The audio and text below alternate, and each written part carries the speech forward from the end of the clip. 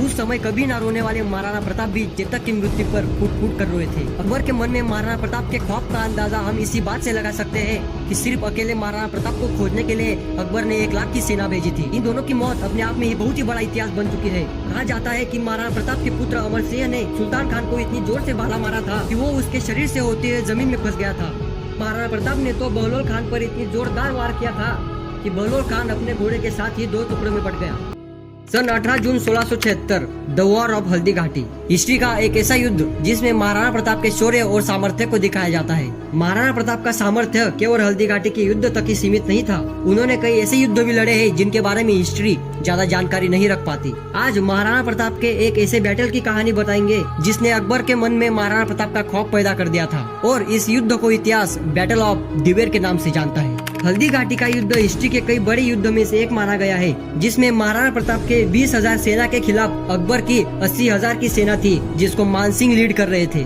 युद्ध के अंतिम समय जब महाराणा प्रताप को लगा कि वो अब सेना का सामना नहीं कर पाएंगे, तब उन्होंने अपने घोड़े चेतक को मानसिंह की ओर दौड़ाया। इस युद्ध में महाराणा प्रताप ने एक अलग ही युद्ध नीति बनाई थी, जिसमें उन्होंने अपने घोड़े चेतक के सिर पर एक सोंड लगाई थी, जिससे सामने खड़े शत्रु के हाथी को लगे कि वो हाथी से ही लड़ रहा है। मानसिंह के नजदीक आते ही महाराणा प्रताप ने उस पर जोर से भाले का प्रहार किया, पर मानसिंह बच गया। पर महाराणा प्रताप के घोड़े चेतक के टांग पर तलवार का बहुत ही बड़ा घाव हो चुका था। फिर भी चेतक ने महाराणा प्रताप को सुरक्षित रणभूमि से दूर एक बरसाती नाला उलांग के लाया था और अपने प्राण त्यागे थे। उस समय कभी ना रोने वाले महाराणा प्रताप भी चेतक की मृत्यु पर फूट फूट कर रोए थे। इस युद्ध में महाराणा प्रताप का बहुत ही बड़ा नुकसान हुआ था। फिर भी महाराणा प्रताप ने हार न मानते हुए ये प्रण लिया था कि वे अगली बार एक ऐसी रणनीति बनाएंगे जो अकबर को हिला कर रख दे। महाराणा प्रताप ने कुछ समय तक गुप्त रहकर ही अपनी सेना को खड़ा करने का निर्णय लिया और करीब 6 साल के बाद भामाशाह से मिली संपत्ति से उन्होंने नई सेना का निर्माण कर दिया। अकबर के मन में महाराणा प्रताप के खौफ का अंदाजा हम इसी बात से लगा सकते हैं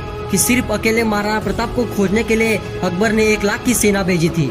सन 1582 में अकबर की बहुत ही बड़ी सेना दिवेर घाटी से होते हुए गुजरात की तरफ रवाना हो रही थी और जब ये बात महाराणा प्रताप को पता चली तब उन्होंने ठान लिया कि वे अब दिवेर घाटी में ही युद्ध करेंगे। इस बार उन्होंने गोरिल्ला अटैक की योजना बनाई। अकबर की सेना को उनके चाचा सुल्तान खान और उनके वफादार सरदार बहलोल खान लीड कर रहे थे और उनके खिलाफ महाराणा प्रताप के साथ उनका बेटा अमर सिंह था। और इस बार महाराणा प्रताप और अमर सिंह ने मुगलों पर सामने से अटैक किया और घाटी के जंगलों में से भील सैनिकों को अटैक करने का आदेश दिया। अकबर की सेना पर तीनों तरफ से हमला हो रहा था। महाराणा प्रताप और उनका बेटा अमर सिंह मुगलों की सेना को चूहों की तरह कुचल रहे थे और ये देखते हुए सुल्तान खान और बहलोल खान आगे आकर महाराणा प्रताप और अमर सिंह पर हमला करने वाले थे, पर उन पर महाराणा प्रताप भारी पड़ गए। युद्ध के दौरान अकबर के चाचा सुल्तान खान को अमर सिंह ने मार डाला और बहलोल खान को महाराणा प्रताप ने मार दिया। इन दोनों की मौत अपने आप में ही बहुत ही बड़ा इतिहास बन चुकी है। कहा जाता है कि महाराणा प्रताप के पुत्र अमर सिंह ने सुल्तान खान को इतनी जोर से भाला मारा था कि वो उसके शरीर से होते हुए जमीन में फंस गया था और सुल्तान खान की अपनी जगह पे मौत हो चुकी थी। महाराणा प्रताप ने तो बहलोल खान पर इतनी जोरदार वार किया था कि बहलोल खान अपने घोड़े के साथ ही 2 टुकड़ों में बट गया। इन दोनों की इतनी भयंकर मृत्यु के बाद करीब 36,000 मुगलों ने महाराणा प्रताप के सामने आत्मसमर्पण कर दिया था और महाराणा प्रताप ने दिवेर का युद्ध जीता था। और दिवेर का युद्ध जीतने के बाद महाराणा प्रताप ने गोगुंदा, कुंभलगढ़, बंसी, चावड़, मदारिया, मोही और पावड़गढ़ पर भी अपना अधिकार कर लिया था। महाराणा प्रताप इतिहास के एक ऐसे महान योद्धा थे जिनके पास कम सेना होते हुए भी उन्होंने कभी हार नहीं मानी और मुगलों के सामने अपने घुटने कभी नहीं टेके। ऐसे महान योद्धा को हमारा शत नमन। जय हिंद।